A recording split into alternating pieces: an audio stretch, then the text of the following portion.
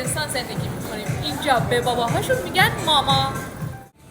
ما گرجستان زندگی میکنیم. اینجا توی رانندگی هم فرمون چپ داریم هم فرمون راست.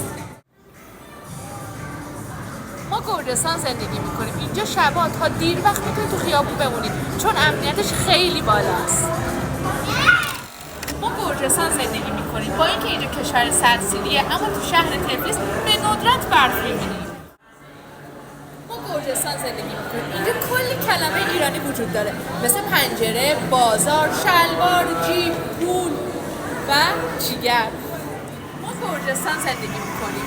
انقدر اینجا کوچیکه که وقتی از خونه میای بیرون غیر ممکنه که یه آشنا نبینی. ما گرجستان زندگی میکنیم. اینجا اگه بچهای زیر 18 سال تخلف یا دزدی بکنن هیچ کارشون ندارن چون قانونی براش ندارن. ما گرجستان زندگی میکنیم. اینجا خیارشور و پفک و پاپکورن